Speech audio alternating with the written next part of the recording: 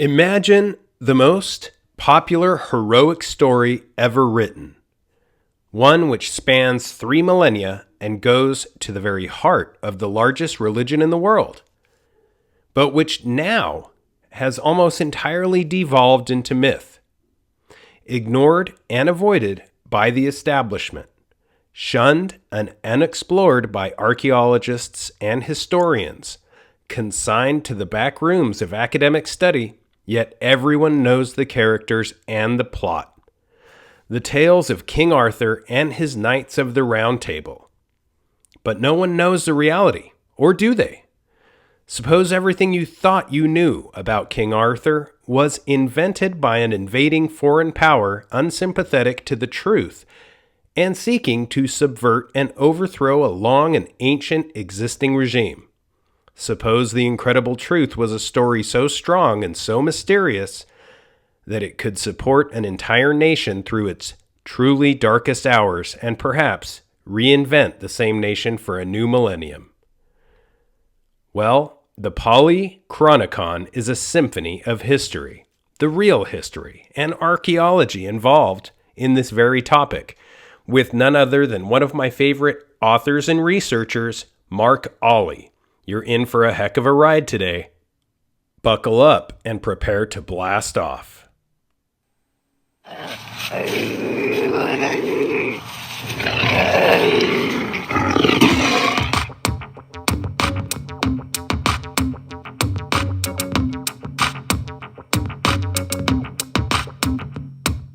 Come blast off in my time machine. Third eye feeling like an Evazine. Blast off, blast off, blast off, blast off. Come blast off in my time machine. Third eye feeling like an Evazine. Blast off, blast off, blast off, blast off. Blast off on an epic episode of the Hyper-Anomalous Esoteric Research Organization podcast, aka Hero Paranormal, broadcasting from just south of the old Sherman Ranch in the Uinta Basin of Utah. My name is Ryan, the anomalous ambassador of the airwaves, bringing you an epic episode today. We have Mark Olly discussing the Polychronicon. This is the real history and archaeology, not just the invention of creative minds, and it reveals incidents and characters as they really were, listed in chronological order, leaving the impression that Britain has always been a very different place to the one painted by popular history. Merlin becomes one of an ancient line of Pythagorean scholars and political visionaries. Joseph of Arimathea, a religious dissident fleeing persecution and death to far-off foreign shores. Arthur, a hardened womanizing battle leader who loses his entire family and culture to war and eventually natural disaster. For the first time ever, the Saxons, Danes, and Vikings are placed into an Arthurian context. Associated legends are examined, international sources investigated, completing missing developments that led to the medieval legends we now know so well, revealing the real and surprising geography of Arthur's Britain and the Old North. If you want the whole truth about Arthur, the Holy Grail, Camelot, Excalibur, the Round Table, heroic knights, Guinevere, the matter of Britain, and where this all took place, you are going to want to hear this.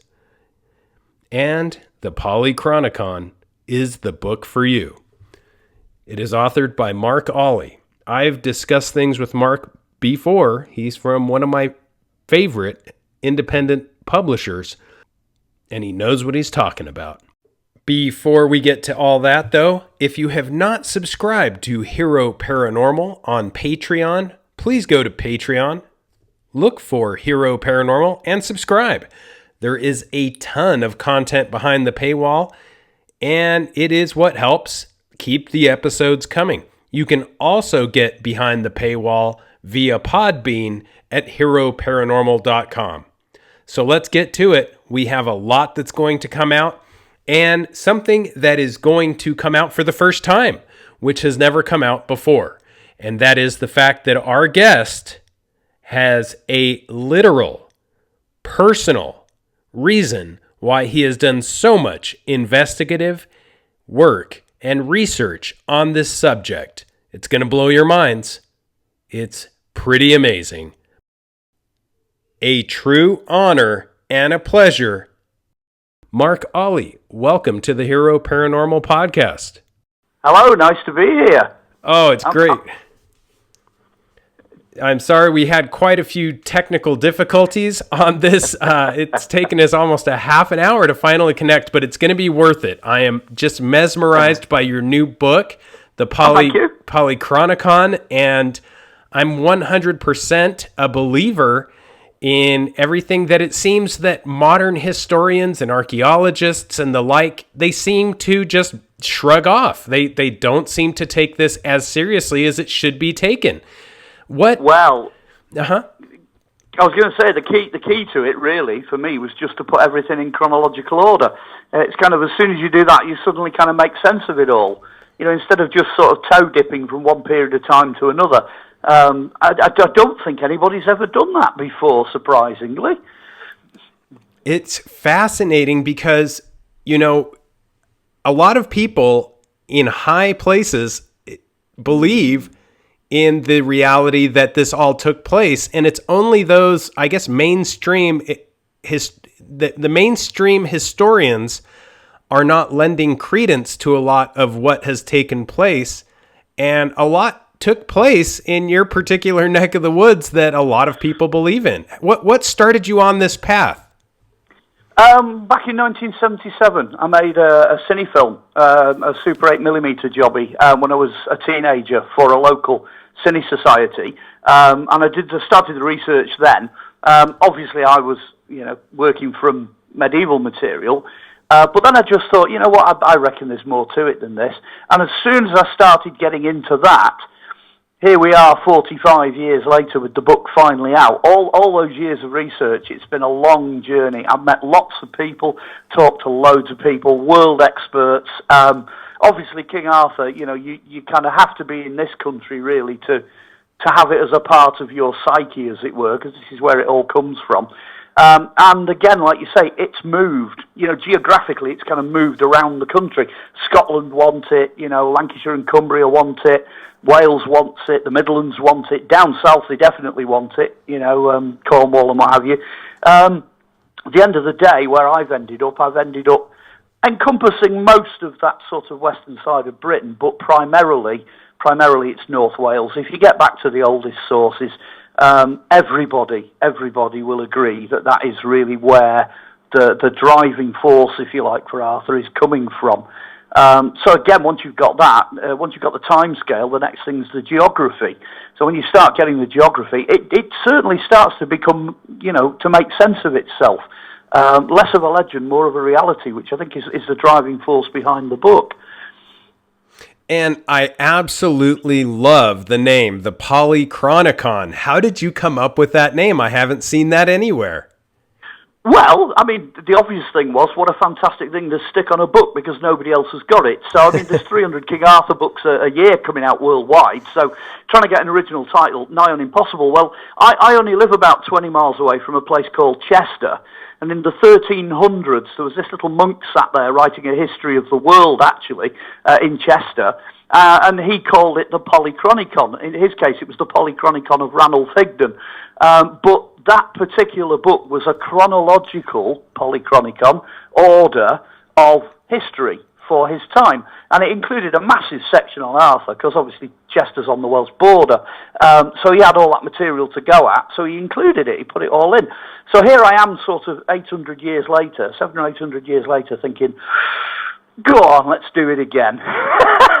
There's a bloke down the road did it all that time ago, so I'm going to do it again. So this is not an entire history of the world, but it's a history of an awful lot of stuff that affects the world, so it's kind of in the same league to some extent. It's the modern version, he did it sort of at the turn of the previous millennium, so I'm doing it at the turn of this millennium. That's kind of the inspiration. What I like is that it's the best story Absolutely. It's got it all. Persecution, death, foreign shores. And this is, as I often am reminded, many of the most creative minds and most of the elites believe this is real history and archaeology and not just an invention of myth. Why is it that this has been, I won't say ignored because it's very real, it has permeated into almost every culture and society, but why is it that mainstream historians have shrugged this off? I think there's two directions there. One direction is I don't think they wanted the general masses, kind of the hordes, if you like, knowing where the reality was, knowing where the real places were. Because there's always the danger that, you know, these places are going to get trampled or robbed or whatever. So over the centuries, there's been a very great measure of protectiveness over that, which with the technology, the archaeology and everything we've got now, that's pretty much irrelevant, because if it's out there, we're going to find it sooner or later. But in ages gone by, they were trying to be protective. And then the second aspect to it, a lot of what the reality, the truth of the stories contain, could be used as a threat or could undermine what various previous regimes have set up as their mandate, if you like. So you've kind of got people coming in. I mean, people like the Romans, the Normans, the Danes, you know, the Saxons, everybody sort of piling in there. They've all got their own agenda, and what they've tended to do is take powerful material and repurpose it, you know, and reuse it and change it. You see a lot of that in the Arthurian material in the medieval period and thereafter. You know, there's an awful lot at stake here. So if you're handling this material, it's known as the matter of Britain, you've got to be really careful with how you do it. So I've tried in the book, I've tried to nail everything as best I can, stick strictly to the historical facts, get it in the right order, get it in the right place, and then the entire of the last section, you're going through the book thinking, hang on a minute, he's not put anything in here, there's no footnotes, there's no listed appendix or anything, until all of a sudden you get to the entire of the last chapter, and it's everything. You know, it's all the books, all the research material, everything you could possibly get your hands on. So as a springboard, it's a great place to start with all the online resources now. You know, if you don't know something exists, you're not going to be able to find it. But if you buy this book, you've got probably about 200 or 300 somethings at the back that you can go and look up, and that'll set the whole thing afire again. People will go off and discover more. You know, go find it. Don't, you know, take the Polychronicon as a starting point rather than an end in itself. Yes, and you have truly done a lot of research here. It's mind-boggling, really. 488 pages is no joke. You've got a lot of information here, and I think for the first time ever, you've put it in a context that is super entertaining.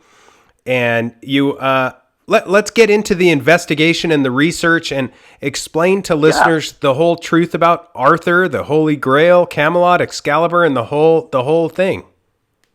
Okay, yeah, fire away. Pick one of those topics, and whichever one you feel they'll be the most interested in, I can certainly comment on. So go on, throw something at me. Yes, I'm always wildly entertained by the fact that King Arthur's life is very romanticized. It is considered something like, you know, he had a really great life, but in reality, it was actually quite difficult and fraught with trouble. And also, Guinevere is oftentimes something I thought was his wife, but she was not his first wife, was she? No. What you're dealing with, this is where you got to contextualize it. What you're dealing with here is basically a Dark Age battle leader. He's always referred to as Dux Bellorum, or Duke of Battles. So in actual fact, he's not a king. Chances are the king that was controlling him, if you like, was Melgrin Gwynedd, who was the king of Wales at that time. So he's just a prominent warrior. He's like the Welsh equivalent to Beowulf or any of the other, you know, great warriors who we remember. So that once you understand that he's not like a divine ruler, you know, he's not some person that lives in this magical spiritual bubble. He's very gritty, he's very down to earth. Yes, he has 3 wives in all. The first wife, Squire, who produces Mordred, and he sort of puts them quietly away because that's his teenage sweetheart or whatever. So they disappear, and of course Mordred grows to hate him. and that's his undoing at the Battle of Camlan. It's Mordred that kills him. He then goes off and runs off with this lady from Ruthin, who is connected to another family who are connected again to Gwyer. So they're no fans of Arthur, but he runs off with this lady and ends up killing another chieftain. And that doesn't go down very well, so that doesn't amount to a whole sack of beans. But by this point, he's producing children. He's producing quite a few of them. Then all of a sudden, towards the end, he gets this necessity to win over the Picts. Now, the Picts are massive. They're an enormous military force at this point, at the end of the Roman era. And Guinevere is a Pictish queen. That's what she is. So in order to win them over, he has this alliance, this marriage, if you like, with Guinevere at the end. But by the time he reached this point, he's got 7 sons and quite a few daughters. And quite a lot of his sons don't live past the end of Arthur's life. In fact, by the time he kills Mordred, face to face, Mordred is the last one. So for various reasons, him, his family, his descendants who then become non-existent, they're all in this Iron Age battle setting where they're warring, they're waging war. And he wasn't, he was a hardened, womanizing battle leader, at a time when, if you didn't rule by force, then you basically didn't rule. So when you start getting into it, when you start looking at his life story, it's boy, is it gritty. It's a lot harder than the medieval legend. It's not in any way romantic. You can't really, go down the knights in shining armour route. And the same's true of a lot of the other, major characters. All his knights were warriors, basically. Knights is a Roman term that made it into Anglo-Saxon, but it just means a young, heroic youth. That's all it means. So that's his warband, Merlin ends up being pretty much the last of the old order of Druids before Druidry begins to die out, and he'd really like to see everything going back to being Roman again. But there are several Merlins, in actual fact. There are about 6 of them in all. So the one that's there at the beginning of Arthur's reign is not the same Merlin that's there at his demise at the end. There's 2 of them. But the one there at the beginning of his reign, he's really the last of his kind. And then when you start looking into the Holy Grail and you start looking into how that got over here, how Christianity got into Britain, the first church in the world was planted here by Joseph of Arimathea, who is a religious dissident fleeing persecution, you know what I mean? The Romans want his head on a spike. They really don't like him. So he tries to get as far away as he possibly can from the Romans, and he finishes up here, bringing with him a lot of the artifacts that you then find being searched for by Arthur and his knights. The Grail legend is born, 500 years before the time of Arthur. And when you start looking at it chronologically, when you start looking at all these different characters and putting them in context, wow, it's an amazing story, and it's very modern. As you say, it moves quickly, it's fast, it's entertaining, there's surprises around every corner. It needs to be made into a movie. It really does. It really does. Yeah. And, the Holy Grail is such an important item in various traditions, and it's been described as so many different things, a cup, a dish, a stone. Yeah.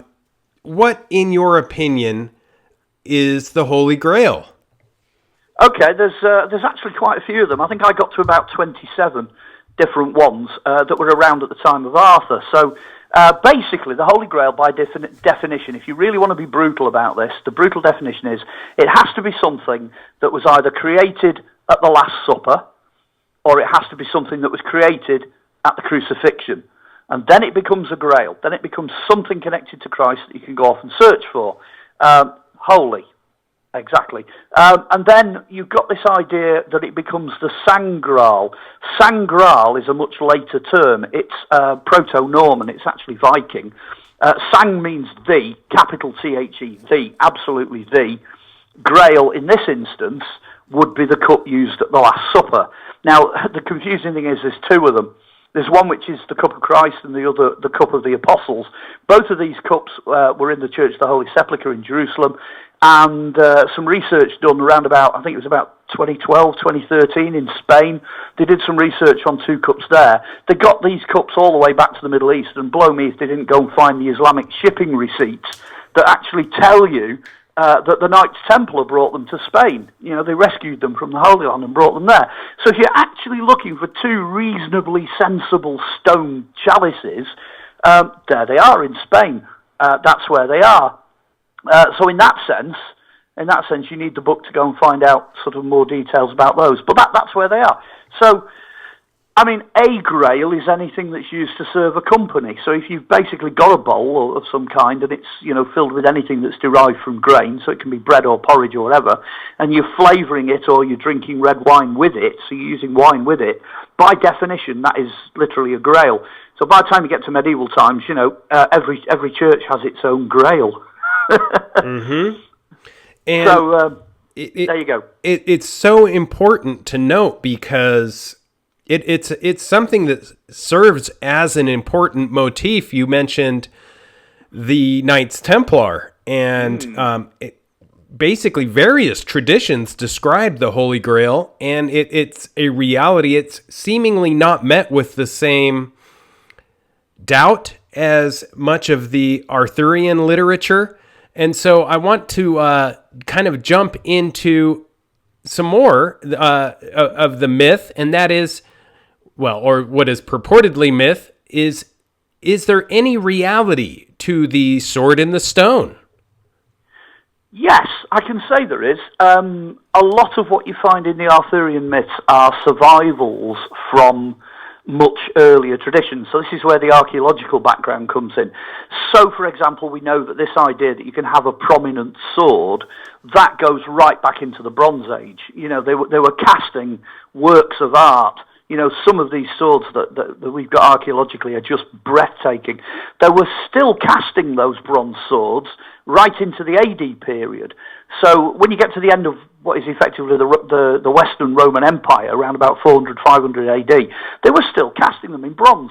So you can imagine it, there's some bloke with two halves of a mould, and the mould is made of stone, and they put the mould together, they strap it all up, they pour the bronze into the top. When you split the mould and the mould falls in half, that you have to get hold of that sword and pull it out. So what's happening is you're pulling the sword from the stone. Now that in Welsh tradition, that's Calderbolg, that's the flashing one or the shining one made of bronze. And all the kings in Wales that we know of at that time, in the later 400s, they all had a sword of their own. So it's not unusual when he's crowned at 15 for Arthur to have, his own bronze sword. But the kicker is, it's useless. If you go into battle at that period with that sword and you impact an iron sword with it, the iron sword will just slice straight through it. So it's known that Arthur also had several other weapons made of iron, including possibly a matching pair of iron swords. So that actually becomes Excalibur. That becomes the medieval sword. And the other interesting thing is, it's said, there's a guy called Richard of Peterborough writes in his diary in the 1200s, he actually says, Richard the Lionheart sends the iron sword of Arthur into the Church of the Holy Sepulchre as a gift. So one of these days, I'm sure I'm going to get around to it when I'm doing some research. I'm going to phone up the Church of the Holy Sepulchre and go, have you got a rusty iron bar hanging around in a cupboard somewhere and you've got no idea what it is? Because I bet you on good money that it's there. They'll still have it somewhere. They probably just have no idea what it is. So yeah, I believe he had a couple of iron swords, he had a spear, a shield, he had all the usual accoutrements you find with Iron Age warriors. They all have names, they're all, go into legend, and they're all in the book. So, they all have their interesting stories. Historically, they really do, and there's a lot of evidence supporting a lot of the history, a lot of the weapons. Excalibur is one of them, and it was supposedly discovered during the purported exhumation of Arthur's grave at Glastonbury Abbey in 1191. Now, has there been any... Is it true that this was given as a gift of goodwill to the English King Richard? Richard the Lionheart had a sword, yes. He definitely had a sword that was said to be the sword of Arthur. But that wasn't unusual, because there was lots of other swords around then. There was the sword of Constantine the Great, there was the sword of Joseph of Arimathea. There were lots of different swords that were all purported to be legendary swords of one kind or another. But the thing about Glastonbury is Glastonbury's built on a culture, the Glastonbury Lake Village culture, that buried people in logs. And it's an earlier Iron Age culture. So for the monks to dig down so deep and dig a body up, or two bodies as it was, buried in a log coffin, that's actually not unusual. But then the details after that then start to get really woolly, because there was no hair that that they could attribute to Guinevere in there. You know, the lead cross has got that was found with it has got medieval writing on it, so it's the wrong period. They said it had coats of arms painted on it, so they could identify who was in it. Coats of arms are a medieval invention; they didn't even exist, you know, properly. They weren't codified in the 1100s, so they come later. So you've got all these inconsistencies, and then to cap it all, you've got, you know, Edward Longshanks, this really nasty English king that's trying to dominate the Welsh. He's got this problem where the Welsh are saying Arthur are going to come back and lead them to victory against the English. So conveniently, he turns up, you know, with his Queen Eleanor, and goes, yes, of course that's Arthur. We have a body. Clearly he's not coming back. You know, the monks are all wringing their hands with glee, going, yeah, it's fantastic, we'll earn some money off this. We'll have loads of pilgrims who can rebuild the church. The entire thing, it's one of the very first acknowledged archaeological fakes. Yes, they probably found something, but no, it's not King Arthur. And then when you get into the book, if you really check out the sort of the fine print in the book, you get to the section about Glastonbury, and you discover that Glastonbury is actually Llangollen in North Wales, where Valley Crucis Abbey is. So again, it's a case of them pinching an earlier site, pinching an earlier legend, uprooting it, and then shifting it down south. And the same thing happens with Tintagel Castle as well. Geoffrey of Monmouth's History of the Kings of Britain, there's about 10 editions that survive, early editions of that. And then all of a sudden, Robert of Gloucester, his patron's cousin, buys the castle. So then all the next set of editions of it have got the castle written in, with all the Arthurian stuff attached to it. Well, the story that's attached to Tintagel actually happened in France. It happened in Brittany. So they've imported another story and bolted it on. And you get an awful lot of this. You just got to be really careful to pay attention to the dates on stories. The biggest bugbear I had put in the book together was trying to make sense of where the material was coming from, because so many of the medieval writers were just pulling it from everywhere. You know, it's coming in from all sorts of angles. I mean, there's one person even accused Geoffrey of Monmouth of making it up. You know, they actually said he is a liar. You know, he's inventing this. I wouldn't go that far. I think he reworks it, and it becomes this amazing Walt Disney, you know, super duper, all singing, all dancing legend we've got today. But the early stuff was still there. You know, he was borrowing books from the Abbot of Bangor in North Wales, and he was nicking material out of those. So when you start to see where all this is coming from and what dates it's all happening, you've really got to, I hate to say this, but you've really got to tread very carefully with the medieval stuff and throw most of it in the bin, because you need to get past it. You need to get to stuff before that, and hopefully that's what the book will be. It'll be a signpost to the earlier material. There are some untranslated Welsh documents still knocking around in the Library of Wales, and I'm dying to see what comes out from those. I really am. You have done such a great job of investigating and researching this, Mark. Let's get a little biblical on this. And okay. Joseph of Arimathea was, according to all four Gospels, the man who assumed responsibility for the burial of Jesus after his crucifixion. The historical location of Arimathea is uncertain. Where is it, in your opinion? And let's jump into Joseph. Okay, his name's Joseph of Arimathea. Arimathea was said, I believe, to be a village or a territory on the banks of the Sea of Galilee, I believe. Now, that's not in the book, so you're really testing my general knowledge with that one. Yes, he was the person, he was Jesus' uncle, so he had the right to claim the body, and he was the person who had a tomb available in which to put the body. But, as you say, if we get biblical, that body only stayed in the tomb for 3 days, and then wham, you know, he's back. Hello, I'm back from the dead.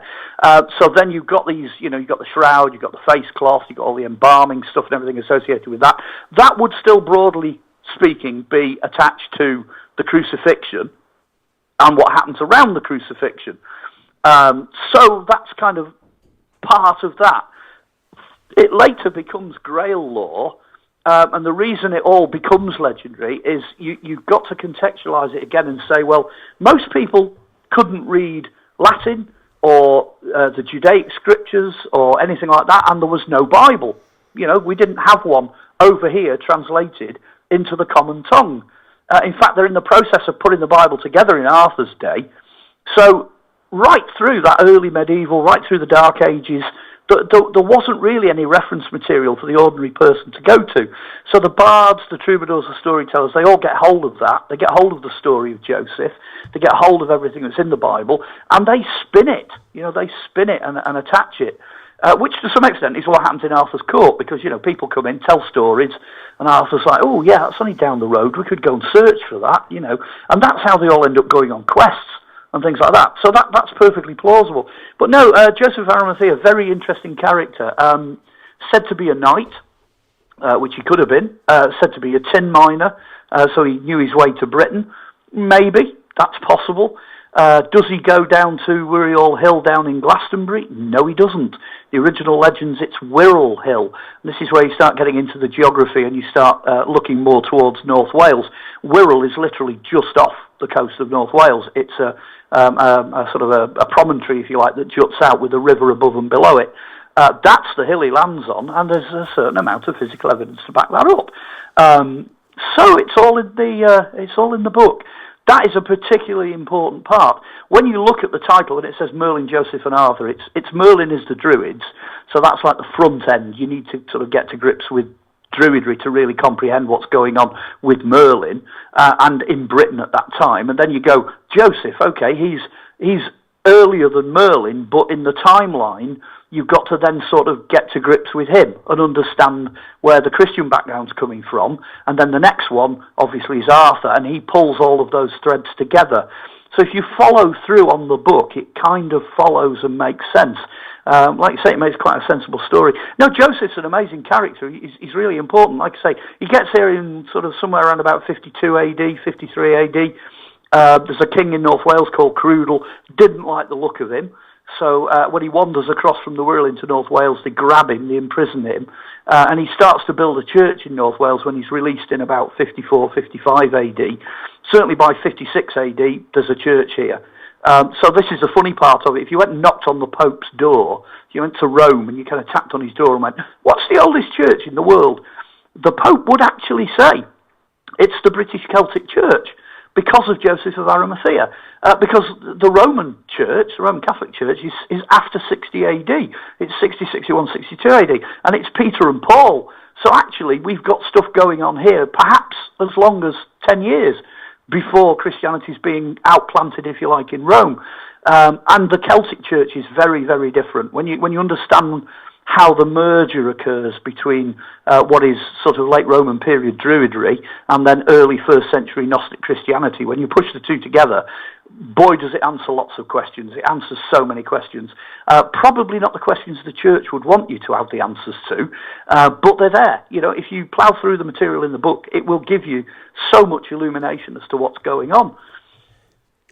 Yes, and I think it's super important that you mentioned this. Before the Christian era arrived, the figures such as Merlin would have been very important in beliefs and magic and spiritualism, and that kind of leads me to my next question. I recently heard on another podcast, and they went into detail about it. Merlin's mother has a bit of an interesting story as well, doesn't she?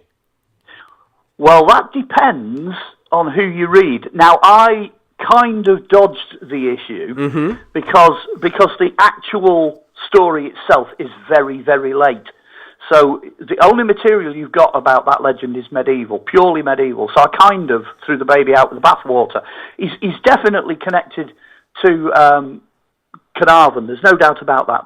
That's where he is. He's down there in Wales, South Wales, and he's definitely got that Iron Age kind of druidic. He's following on all the locations down there. There was Merlin's Oak. There was lots of other things. But his mother was said to be a nun at a local monastery who was impregnated by either a demon or the devil.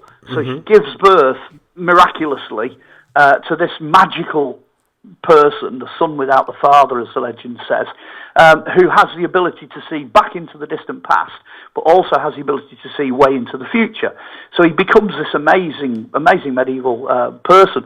But there's a few problems in that, because for a start, they didn't have those kind of monasteries filled with nuns. They didn't have them like that in the days of Arthur. They just didn't exist. They might have had, sort of priestesses in hill forts, secreted around the country, but they would not have been what we imagine to be a nun. And also, in the past, when you get past the medieval legends, at no point do they ever say that he never had a father. The father was unknown, which made him fatherless. So if somebody comes along with, some kind of, 12-volume work on Merlin that, gives you all of his family tree and all the details, and it tells you, which demon it was that did it and where they were based, and, this is the nunnery where it all took place, and all that nonsense, absolute nonsense. I've got to say that. Yeah. I don't think anyone's ever done that. I hope they've never done that. But it is literally medieval, legend, super legend, if you like. Was he magical? Well, yeah, I think he probably would have been regarded as magical. The Druids tended to follow Pythagorean teachings, so they were Greek philosophers. And you've only got to take one glance at the Greeks to realise that they were super, super technologically advanced. We're talking about a guy who could stand on a mountaintop and go, "There's about to be an eclipse," the whole earth goes black. Boy, are they going to think he's magical. But he's not. He's a stargazer. He reads, the signs, the seasons. He's a scientist. He's an alchemist. He's astrologer as well as an astronomer. He's all these things. He's the complete Greek philosopher containing all of the Celtic traditions, the Celtic stories, and the Celtic knowledge of his day. So he's bound to look weird. He's bound to look extraordinary compared to the average man in the street. And if you look at the Celts and you look at the Druids, they said if you wanted to learn to be a Druid, the Romans actually said you had to come to Britain. So I know you've got Asterix the Gaul and the Druids, Getafix and all that over in France and all that sort of stuff. But no, if you wanted to train as a Druid, you came here to Britain.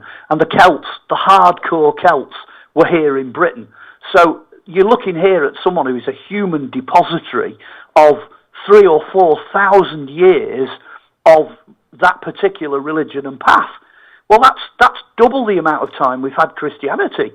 He is really, really old school, and he represents that old world. And I think that's why he's such a significant character, and he's important to the Arthurian story, because he's a linchpin. He is, as it were, the past waving goodbye. But by the time the Saxons got hold of the Merlins, because there's quite a few of them, they span about 200 or 300 years, the Saxons just wiped them out. They had no interest in Merlins whatsoever. So by the time you get into the early 600s, you've got the last Merlin, probably over in Ireland, just fizzles out. That's the end of it. So he's a fantastically important character. He certainly would have appeared magical to the average person, absolutely. And he's using what we now regard as that practice of magic in his day-to-day working. Of course he is. And of course, he was one of Arthur's trusted advisors. And bringing us back to Arthur, and something that really is legendary in my opinion, and another telltale sign of the reality of all this, is the mysteries of the Holy Grail and the Knights of the Mystic Rose, and how that relates to Arthur and possibly modern Rosicrucians. Can we go into that a little bit? Yes, you can. I think the secret link, the mystical link, everybody just seems to have completely forgotten. There's a book. It was written in Catalan, so it's really hard to translate, but it's in English now, and it's called Tyrant le Blanc, which is Tyrant the White, and it's about this knight, and it's got all of the stuff in there that you need to know about how knights came about. And it's a medieval book. It's got a whole section at the beginning about the foundation for the Order of the Garter. Now, the Order of the Garter is, I think it's, let's get this, Edward III, and he's coming at a period of time when the Templars are disappearing. So everything that goes on from Templars backwards tends to get sucked up into this book. And it's an amazing book, and it tells you about how the Romans started with knights, where Arthur went, what Arthur did. It talks about different capitals, different cities, and what they've done is they've taken what is essentially a fictitious story about knights and then bolted all this factual information on. So it's a cracking book. If you sort of just, you can tell which bits are the legend and which bits are not.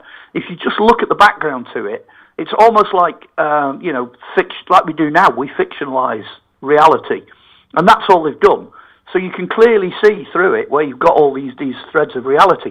Now that really is the foundation of everything that follows after about 1330, 1340. So if you want to know what's feeding into all the orders that follow that, the Rosicrucians, even you could stretch it even further. You could talk about Freemasons, you could talk about resurrected order of Druids, to some extent witchcraft, the resurrected orders of Templars all over the world. I mean, I'm literally, some of them might want to keep this a secret, so I who cares? Go and find that book, Tirant LeBlanc. It's brilliant. It's quoted in the book I've written. Obviously, there's a couple of chunks in there. It's not an easy read, but it's fascinating. Once you get in there, all of the stuff that follows suddenly starts to make sense because you've got source material. This is what I keep banging on about, source material. If you've got hold of something that's that old and you can read it and understand it, then wow, go for it, And again, a lot of the material that you find in these orders that then sort of build up and develop, Rosicrucians, etc. included, an awful lot of that is coming out of biblical material. So you've got to go and have a look at that. You have to go and just start with your 66 books of the Bible, knock yourself out, read them any order you like, because they weren't in that order when they were written. Just go and pick one, read it, Start with the Gospel of John. It'll absolutely blow your mind, because that really does open up the mystical can of worms. But then we've also got other things nowadays. You've got the Nag Hammadi Library, you've got the Dead Sea Scrolls, you've got Old Testament Apocrypha, you've got New Testament Apocrypha, tons of stuff out there you can go and have a look at. And that all feeds into those movements as well. And chances are you're reading some of the material that probably filtered in to Arthur and his knights at that period of time. And then subsequently, that's what the Templars found when they got to the Middle East. That's what was out there. When they got out to Jerusalem and they got out to the Holy Land and all that, you're in the flow, you're ploughing that furrow. That's where you need to be. That's where you need to go. And I'm astounded now at how much Islamic stuff's coming out, because they've finally got stuck in and started translating a lot of the stuff that's medieval, that's Islamic. And some of those records, keep an eye on that for the next 20 or 30 years. You'll be astounded, because they did keep really, really good records. So if you want to know what's going on in Jerusalem at the time of the Crusades, just go and have a look at their records as well. There's some great stuff in there. That was probably not the answer you expected, but there you go. I like it. It's exactly the direction I wanted to go. Wasn't what I expected, but I think it's super significant. Stuff like the Dead Sea Scrolls, which was considered myth in modern history, turning into reality, go figure. That reminds me so much of like Sir Galahad. Here we have the most perfect holy knight at the Round Table in the 13th century, which wears a white shield and a red cross, which turns out to be the symbol of the Knights Templar. So I think a lot of these things are pretty amazing when you commit yourself to doing the research and investigation. You become cognizant of the fact that this has significance. These aren't just stories. The Knights of the Round Table, these have real historical significance. Well, if you're going to have a look at von Eschenbach's amazing work, Parzival, which was written in German originally, but if you have a look at Parzival, get hold of a translation of that. It's quite common, actually. It's quite easy to get hold of, Percival. Go and read that. He actually tells you that the Templars are the guardians of the Grail. And there's even a possibility in that particular work, when you see the Grail procession and you see what's coming through, that could actually be a veiled allusion to the Templar initiation ceremony that they went through. And the position of women in that is quite significant as well. It's most of the people involved in the procession are ladies. The ladies play an enormous part. It's a very balanced story if you read the Arthurian legend. It's nearly always the ladies that they go off and do something on behalf of. It's Guinevere or Lady of the Lake or Lady of the Fountain or, whatever. Whoever it is, it's nearly always the ladies that are the impetus that are pushing this. So, yes, you really need to go off and study it. Things like the Gospel of Thomas, for example, that we've only recently sort of translated and, made a big thing about. That was around in the Middle East, in the 1000s, 1100s, 1200s. Chances are they were exposed to that. And a lot of the other alternative Gospels disappeared because the Sufis out there still kept manuscripts and kept records and kept a lot of stuff hidden that they would have been able to talk to the knights about, but not necessarily produced written evidence of. Now we've got the written evidence. We in the West have known about the existence of things like the Gospel of Peter, the Gospel of Judas. We've known these things have existed, but it's only very recently that we've found them actually written down. So the Knights, there's a good possibility they got exposed to some pretty amazing stuff out there. Thomas is one of the really good ones. There's that quote, "Know that which is before thy face, and that which is hidden will be revealed." This world is a bridge, pass over it. Do not build your house here. You start looking at these quotes, you start thinking, hang on a minute, this is the Templars. They're describing the Templars. Bernard of Clairvaux, the Templars' spiritual master, who was there at the very beginning, Saint Bernard, he wrote a lot about the goddess. He had this idea that God was male and female in equal measure. Honestly, that's a thread. That's a whole thread that you could just go into. You could bear that in mind when you're reading the book. I mean, the book doesn't necessarily go into that in great details, but if you're aware of that, it is a bit illuminating. As I say, get out there and read the source material. Get out there and have a look at some of the biblical stuff, and it'll pop your mind. It really will. Maybe that's a good idea for a book coming up. I don't know. I might tackle that one next. Yeah, it would be a great idea. And it really, the intersections of all these, they do blow my mind how you look for the similarities, not the differences. And the Knights of the Round Table seemed to accomplish many great battles. They seemed to never surrender unless ordered to do so. And this is also something that is very similar to the Knights Templar, which acted in ways that were supernatural almost, and they never seemed to retreat, surrender, or charge without being ordered to do so. And a lot of this has moved forward into modern warfare, and they were known as very fierce fighters. Let's move on to something a little bit different, which is in your research and in your investigation. I know that in modern times, a lot of the movies have lent credence to this holy bloodline of Jesus, much like the Da Vinci Code, Angels and Demons, other movies that are more modern. What have you found, or did you find anything lending any credence to this, and possibly the Order of the Grail or the Knights Templar? Okay, two things. I'm not really sure how I'm going to approach this. You might get banned for broadcasting this, but we'll see where we go with it. I know, it's a tough one. Okay, well, it's going to be tough for guys to cope with this. Jesus came to earth and he said quite plainly when he was here, "I have come to fulfill all of the law." Now, no one's going to argue with that. Everybody in Christianity, that's it. He came to fulfill all of the law. So, what about the law in the Old Testament? I think it's in Deuteronomy, where it says, when a man breaks a woman, the man is married to the woman. Okay, what about a virgin birth? Okay, that means Jesus, effectively, is married to his own mum. Right, okay, at that point, everyone's going to go, you can't say that. Not in the sense that these two were a couple. They're not a couple. They legally owe everything to each other. So Jesus never married again. He never went to anybody else. He never had kids. He never reproduced. He never did anything like that at all. There is no bloodline. It's a recent invention. It's a modern invention. And it can't be traced back to anything other than stuff that's been made up at the end of the day. That's my opinion. I'm going to stick to it because at the end of the day, you've got Jesus, you've got Mary, and you've got the evidence of the Gospels to say that they stayed together right to the very end. He's hanging on the cross, he's dying, he turns to John and he says, "John, behold your mother, mother, behold your son." You can only do that if you're actually married to the woman. You cannot legally reassign somebody like that. And he's nailed to the cross doing it. And there are so many other examples of that the pair of them regarded each other as a couple.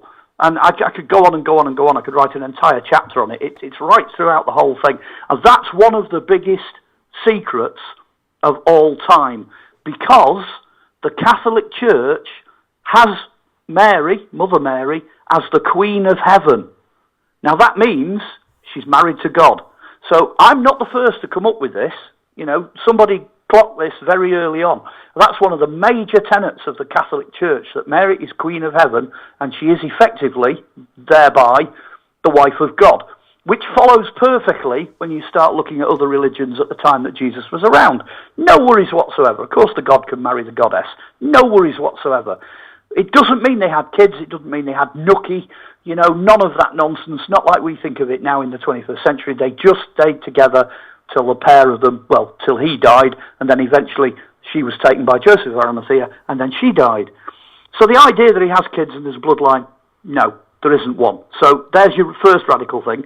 The second radical thing is, I'm not going to tell you what my name was before I changed it, but I changed it in the 1980s for stage purposes because I used to be a drummer. Mm-hmm. But what I did was, I got hold of my old name anyway. I tried to trace my old name, and I traced it using various different records all the way back to see where it would go. And it led me back ultimately to Scotland and the Western Isles. But at the same time as doing that, I did some television work, and we got DNA tested to try and see where the DNA took me. So the DNA took me off in the same direction, okay? My old last name is the same name as the Grail Knights. So wow, there you go. So you're interviewing, if you like, by default, de facto, the modern equivalent to the family line that protected the Grail. Now there is a section. I've been really cheeky because I put it in the book. There's a section in the book that says why the cockerel guards the Grail, because you always see Grail Knights with a Grail riding on a cockerel. There are other knights that ride lions, and they ride, all sorts of different beasts. But you always see the Grail Knight riding a cockerel, and there's a reason for that, and it goes back to Scotland. So if people come to me and they say, how have you got the authority to do this, that, and the other? I can go, it's in me genes. Genetically, that's what I am. I can't escape it.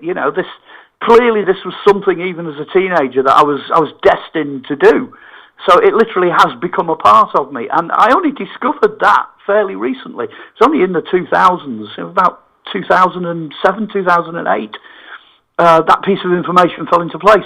So you've got all these people running around out there going, yes, I'm a knight of the Grail, I'm descended from, Jesus' great goodness knows what, and this, that, and the other. And I could go to my DNA test and I can go, hang on a minute, I've got it in here and I've got it in writing as well. So there you go. Always stick to your physical evidence. Why aren't there more archaeologists out there? Stick to your physical evidence. Know that which is before thy face, and that which is hidden will be revealed. Back to Thomas again. I absolutely love it, and yes, I don't believe in coincidence. Yeah.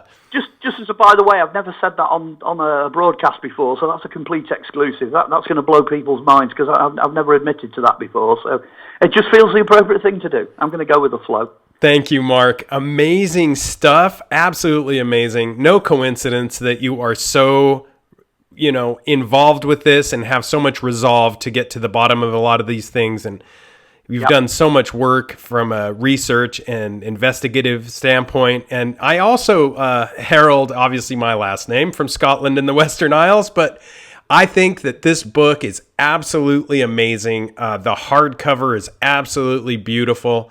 And oh, yes. Let's as we wrap things up, let's tell listeners where they can purchase it and how to keep up with everything that you've got going on. Okay, well, I love to keep things simple. Anybody that gets the book, please note it's in plain English. There's no technical nonsense in there. You don't have to be able to speak 30 different languages to understand it. It's dead straight. Really simple. So that's the best plug I can give for it. It's written for the reader. So starting on that basis, keeping things really simple. Any of my books, I think there's about 8 or 9 of them out at the moment. There's another one due out later in the year. Anything that I'm publishing at the moment from all the different publishers, Amazon. Go and get it from Amazon. It's all on there. Just type my name in, MarkOlly. You can, Green Man, Disappearing Ninth Legion, whatever. Any of the ones you want to type in. And this one, go and find it. It's there. Literally, click. 3 days later, comes through your door. Dead simple. Couldn't be any simpler. Again, if you want to try and contact me, you want to get in contact with me, I'm only really on one platform. That's Facebook. Facebook's not a problem. You can come and friend me or send me a message on Messenger, and I'll pick that up in due course.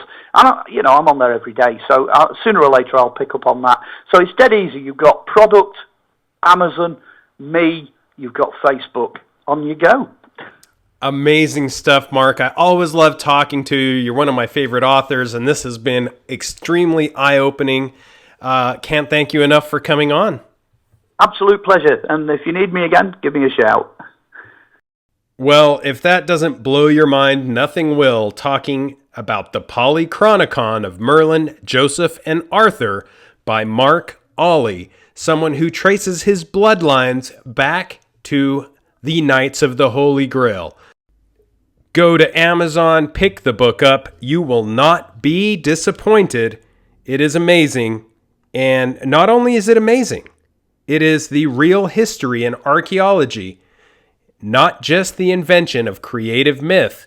And it reveals the incidents and characters as they really were in chronological order. You really don't want to miss out on this. It is an amazing book. Beautiful in hardback, just as equally impressive in paperback. The Polychronicon of Merlin, Joseph, and Arthur by Mark Olly. And please go to Patreon, search for Hero Paranormal, and subscribe. There is a ton of content behind the paywall. Until next time, keep your eyes to the skies, feet on the ground, but don't forget to take a look around.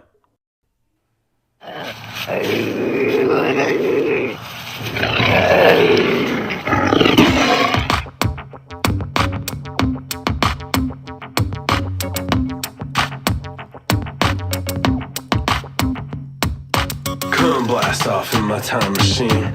Third eye feeling like an Evazine. Blast off, blast off, blast off, blast off. Come blast off in my time machine. Third eye feeling like an Evazine. Blast off, blast off.